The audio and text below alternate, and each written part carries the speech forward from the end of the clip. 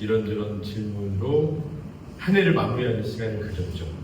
제가 이 학생부를 맡으면서 여러분들에 대해서 어떤 생각을 가지고 있었냐면, 나도 나이 들어서 왔는데 되게 낯선 나라가 쉽지 않은데 저 친구들은 어렸을 때부터 와가지고 더 힘들지 않을까. 그래서 뭔가 위로가 되는 메시지를 나는 전해야겠다, 이런 생각을 했었습니다. 그런데 지난주에 이렇게 얘기를 나눠보니까 저는 굉장히 그 시간이 되게 좀 이렇게 인상 깊었어요. 그 했던 말들이 막 계속 떠올라요. 지혜는 더 이상 이제 좀 대충 살지 않겠다, 뭐 이런 얘기를 했던 것 같고, 현성이는 혼자만의 시간이 중요하다를 깨달았다, 이런 얘기했고, 지연이는 본인이 과거의 일을 잘 후회하지 않는다, 이런 얘기를 했었습니다. 맞아요? 그런 비슷하게 했었죠. 근데 제가 들어봤을 때 이 얘기들은 그냥 나오는 게 아니고요. 되게 제가 느낄 때 한국에 있는 여러분 또래 친구들이 하는 말은 아닌 것 같다는 생각이 들었어요. 그러니까 다른 친구들보다 제 생각에 여러분들은 좀 성숙한 것 같아요. 그런 얘기 많이 들어봤죠, 솔직히. 네. 그래서 지금 나이는 청소년 연령대지만 생각하는 거는 청년들 수준으로 봐도 되겠구나라고 생각이 들었어요. 그래서 올해부터 설교할 때는 전할 때는 이렇게 학생이다라는 느낌보다 좀 다 큰 성인에 가까운 수준으로 제가 이해를 하고 이렇게 좀 전해야겠다, 그런 생각을 해줬습니다. 어쨌든 지난주에 나눴던 이런 생각들, 뭐 어떻게 해야겠다, 어떤 것이 중요하다고 깨달았다, 이런 것들이 사실 새해를 시작할 때 마음가짐을 가지는 것과 여러 관련성이 있다고 보고요. 오늘 본문을 그래서 살펴보도록 하겠습니다. 오늘 본문은 잠언이에요. 신명이라서 잠언 16장 9절입니다. 잠언 16장 9절. 되게 유명한 말씀이죠. 잠언 16장 9절.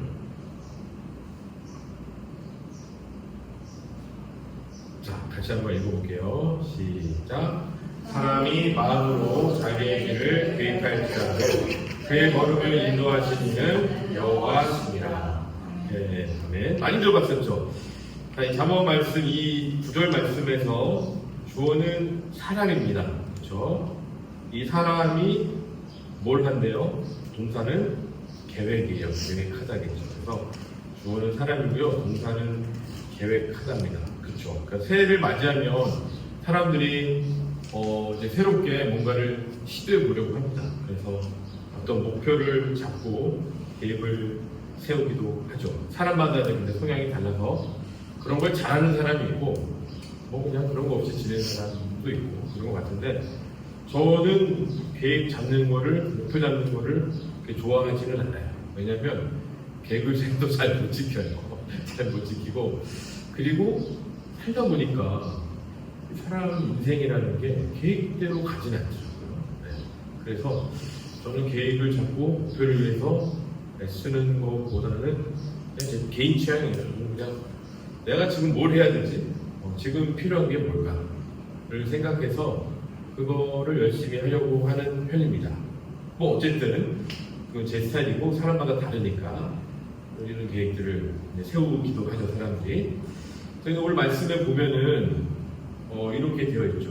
그렇죠. 사람이 계획을 세우지만 걸음을 인도하시는 이는 여호와시니라, 이렇게 되어 있어요.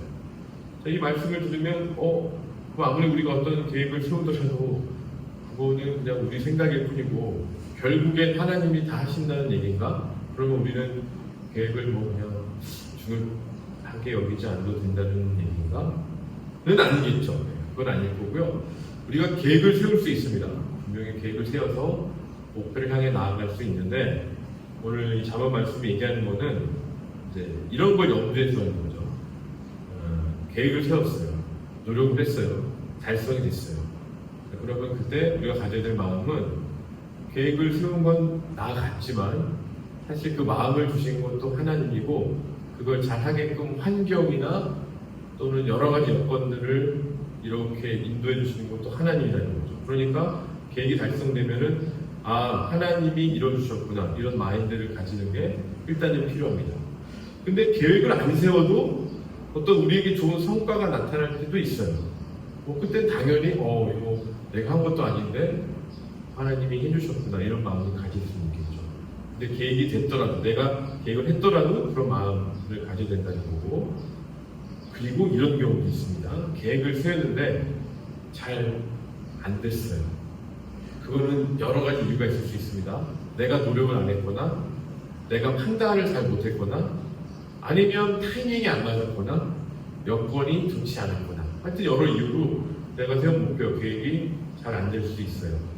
자, 이때 우리는 이 과정조차도 하나님이 우리를 우리는 잘 모를 수 있겠지만 뭔가를 이루시기 위한 과정으로 두셨구나. 그래도 내가 내 생각대로 뭐가 안 풀리더라도 하나님이 지금 나를 인도하시는구나, 이 생각을 가진 상태에서 계획을 세워야 된다, 이 얘기입니다.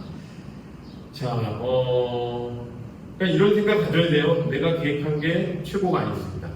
네.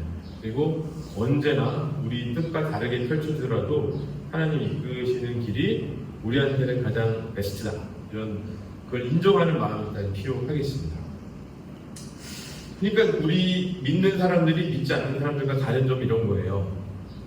우리는 계획을 세울 수 있고 안 세울 수 있죠. 네.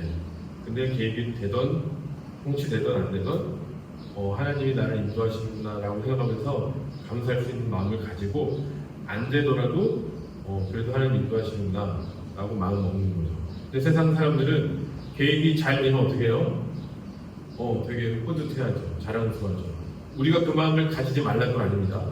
계획이 잘 됐을 때 우리는 뿌듯함을 가질 수 있어요. 그러나 더 근원적인 원인을 생각해야 된다는 거고, 크게 달라지는 점은 이거예요. 계획대로 안 됐죠. 그러면은 세상 사람들은 안 됐다, 망했다, 역시 난 안 되나 봐, 또는 내가 이것만 좀 받쳐주고 할 텐데 왜 이게 안 될까, 이렇게 불만으로 가는 경우가 많죠. 우리도 물론 그런 불평을 할 수는 있습니다. 인간적인 감정에. 그러나 전체적인 그림을 보고서 우리가 그걸 다 이해할 수는 없다 할지라도 여기에 뭔가 있겠구나, 이 과정이 나에게 어떤 하나님의 선하심을 베푸는 과정으로 쓰일 수 있겠구나, 이게 다른점이에요. 그렇게 생각한다는 게. 예를 들어보죠. 성경에 나온 인물 중에 대표적으로 요셉과 모세가 있어요. 요셉은 어떠했나요? 요셉은 형들의 시기 때문에 노예를 팔려왔죠. 그리고 노예 생활하다가도 억울하게 누명을 쓰고 감옥에 갇혔죠. 자, 이게 계획한 일일까요, 요셉이? 아니죠. 요셉이 전혀 계획한 일이 아닙니다. 감옥에서 그런데 인내의 시간을 잘 지내고 나니까 어느 타이밍이 되자 하나님이 요셉을 애굽의 총리가 되게 했고요. 이스라엘 백성이 가장 위급한 시기에 그 총리의 권한을 사용할 수 있게끔 타이밍을 맞춰놓으셨죠. 요셉이 총리가 된 게 중요한 게 아니라 자기 계획대로 안 돼서 옥에 갇혀있는 시간을 흘러보냈을 때도 요셉은 그 당시에 몰랐을 거예요. 그 당시에는 되게 힘들고 갑갑하고 억울했을 거예요. 그러나 나중에 지나고 보니 그게 다 하나님이 선하심으로 이끄시는 인내의 시간이었다. 이게 이제 포인트가 되겠고요. 모세는 어땠나요? 모세는 자기 이스라엘 백성을 너무 아끼는 마음에 이렇게 사람들하고 외국 사람들하고 이제 다툼이 났을 때 정의감에 불타서 살인을 저질러 버렸죠. 그리고 어떻게 했나요? 광야로 도망쳤어요. 그리고 무려 40년을 거기서 보냈죠. 이것도 계획 안 했을 거예요. 모세가 내가 누굴 만나면 가만 안 두겠어, 그리고 광야 가서 나는 훈련을 받아야지, 이런 걸 계획 안 했을 거예요. 그러나 40년이 지난 그 시점에 80세가 되던 해에 하나님이 또 모세를 불러내셔서 저는 준비가 안 됐는데요 라고 했지만 하나님 입장에서 준비가 된 거죠. 그래서 이스라엘 백성을 출애굽시키는데, 앞에서 이끄는데 모세를 이렇게 쓰셨던 거죠. 80세는 너무 늦은 나이가 아닙니까? 이렇게 얘기할 수도 있지만, 그건 이제 우리의 생각인 거고요. 그 광야 40년이 대충 보낸 시간이 아니었을 거예요. 그 시간조차도. 모세의 그 40년은 그냥 보낸 시간이 아니라 하나님의 인도하심 속에 있었다는 사실입니다. 근데 당사자들은 그거를 모를 수 있어요. 우리는 지금 이제 스토리가 다 나와 있으니까 인식하고 그걸 가지고 이렇게 해야겠다라고 마음을 먹지만 당사자들은 힘들 수 있어요. 그래서 우리도 올 한 해를 보내면서 계획을 세우고 막 이렇게 하다가 안 되는 데가 있을까 없을까요? 있어요. 있을 때 오늘 말씀을 기억하면 돼요. 그리고 기억이 안 날 수도 있어요. 하지만 괜찮아요. 우리 인식과 상관없이 하나님 그 과정을 인도하시는 과정으로 우리에게 준 시간이니까 그렇게 이해하시면 됩니다. 자, 그래서 저는 여러분들이 새해 멋진 계획을 세웠으면 좋겠습니다.